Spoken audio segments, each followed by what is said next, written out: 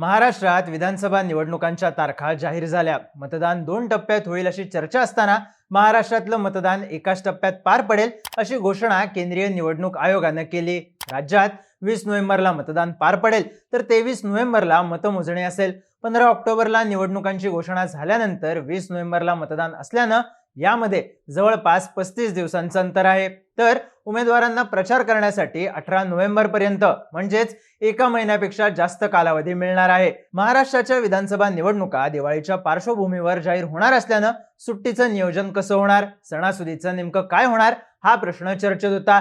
पण दिवाळी 3 नोव्हेंबरला संपते तर 15 नोव्हेंबरला त्रिपुरारी पौर्णिमा झाल्यानंतर 20 तारखेला मतदान होईल। थोडक्यात यंदाची दिवाळी ही प्रचाराच्या धूमधडाक्यातच गाजणार आहे। पण ही दिवाळीची स्पेस महायुतीच्या पथ्यावर पडू शकते का, की महाविकास आघाडीला सणानंतर असलेल्या अंतरामुळे फायदा होईल? विधानसभा निवडणुकांच्या प्रचारावर दिवाळीचा इम्पॅक्ट कसा पडू शकतो पाहूयात या व्हिडिओमधून। नमस्कार, मी चिन्मय आणि तुम्ही पाहताय बोलबिडू। निवडणुकांच्या वेळापत्रकाची थोडक्यात उजळणी करायची झाली तर 29 ऑक्टोबर ही अर्ज भरण्याची अंतिम तारीख आहे। त्यामुळे दिवाळीच्या आधीच उमेदवार जाहीर होणार आहेत। पण अर्ज माघारी घेण्याची शेवटची तारीख 4 नोव्हेंबर मात्र दिवाळी नंतर आहे। त्यामुळे साहजिकच उमेदवारांना दिवाळीची स्पेस प्रचार करायला मिळणार आहे। आता यंदाची निवडणूक ही महायुती विरुद्ध महाविकास आघाडी अशी आहे। महायुतीनं आपल्या प्रचाराची लाईन ही मुख्यमंत्री माझी लाडकी बहीण योजना आणि इतर शासकीय योजनांवर भर देत ठेवली आहे। लाभार्थ्यांचं समीकरण आपल्या पथ्यावर पाडण्यासाठी महायुती इच्छुक असल्याची चर्चा आहे। यासाठी मतदान दिवाळीनंतर असणं, प्रचारात दिवाळीची स्पेस मिळणं महायुतीला फायद्याचं ठरू शकतं का ते पाहूयात।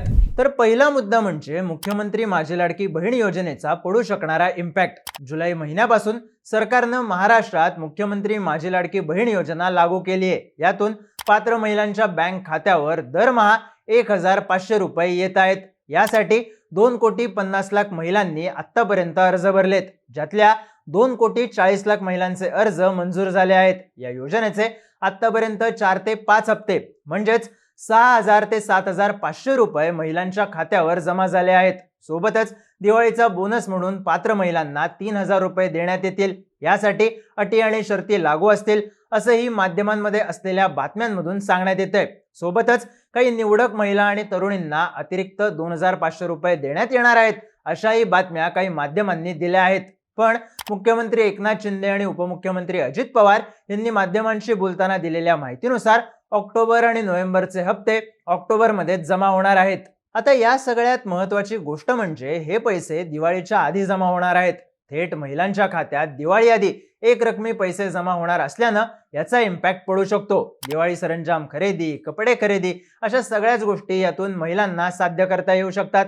सणाआधी लाडकी बहीण योजनेचे पैसे जमा झाले त्यामुळे सण आनंदाने साजरा करता आला, हे नरेटिव्ह बिल्ड करण्याचा प्रयत्न महायुतीकडून केला जाऊ शकतो। इतर वेळी खात्यात जमा होणारे पैसे आणि आता सणासुदीला वापरता येणारे पैसे यामुळे आपल्या बाजूने महिलांचं फ्लोटिंग मतदान वळवता येईल का याकडे महायुती लक्ष ठेवून असेल। आता दुसरा महत्त्वाचा मुद्दा म्हणजे एसटी प्रवास। ऑगस्ट 2022 मध्ये महायुती सरकारनं 75 वर्षांच्या पुढच्या ज्येष्ठ नागरिकांना एसटीनं मोफत प्रवास करता येईल अशी घोषणा केली होती। त्यानंतर मार्च 2023 मध्ये महिलांना एसटी प्रवासासाठी अर्ध तिकीट असेल अशी योजना आणली गेली। आता दिवाळी सणाच्या वेळी एसटीनं प्रवास करणाऱ्यांची संख्या मोठी असते।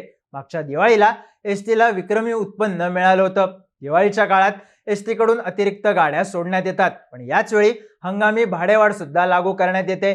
यंदा मात्र सरकारनं हंगामी भाडेवाढ लागू होणार नसल्याचं स्पष्ट केलंय। त्यामुळे यंदा जादा गाड्या असल्या तरी दिवाळी निमित्त जास्तीचं भाडं भरावं लागणार नाही।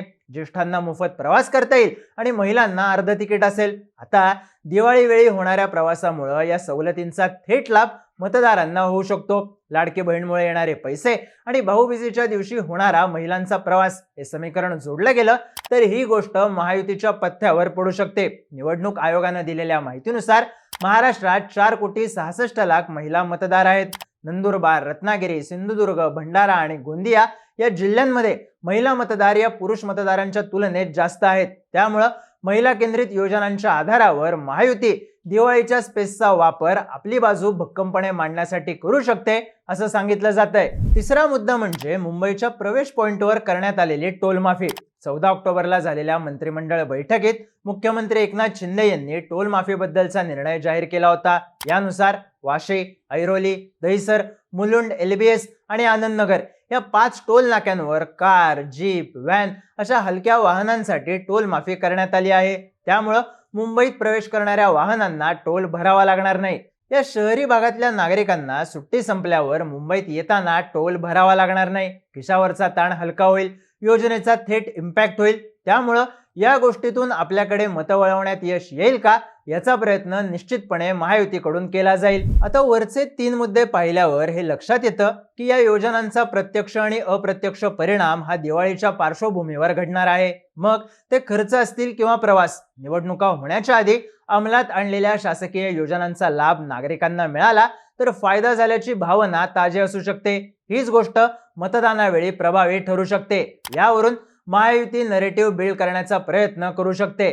लाभार्थ्यांची हीच बेरीज मतदानात वळवायचा प्रयत्न करण्यासाठी दिवाळीची स्पेस महायुतीसाठी महत्त्वपूर्ण ठरू शकते। पण याचा महायुतीला एक हाती फायदा होईल का तर असं थेट म्हणता येणार नाही। याचं कारण म्हणजे दिवाळी 3 नोव्हेंबरला संपणार आहे। त्यानंतर मतदान होईपर्यंत जवळपास 2 आठवड्यांपेक्षा जास्त कालावधी असणार आहे। जरी सुट्ट्या 9 नोव्हेंबर पर्यंत असतील असं गृहीत धरलं तरी त्यानंतर मतदानासाठी आठवडाभर आहे। त्यामुळे या मधल्या कालावधीत योजनांच्या लाभाचं बिल्ड झालेलं नरेटिव्ह महायुतीला टिकवून ठेवावं लागेल। या मधल्या काळात महाविकास आघाडी आपले प्रचारातले मुद्दे पुढे आणायचा प्रयत्न करू शकते। त्यामुळे दिवाळीच्या काळात सरकारी योजनांचा झालेल्या फायद्याचा मुद्दा दिवाळीनंतरच्या दिवसात मोठ्या प्रमाणावर मागे पडला तर महायुतीच्या हातून ही संधी जाऊ शकते।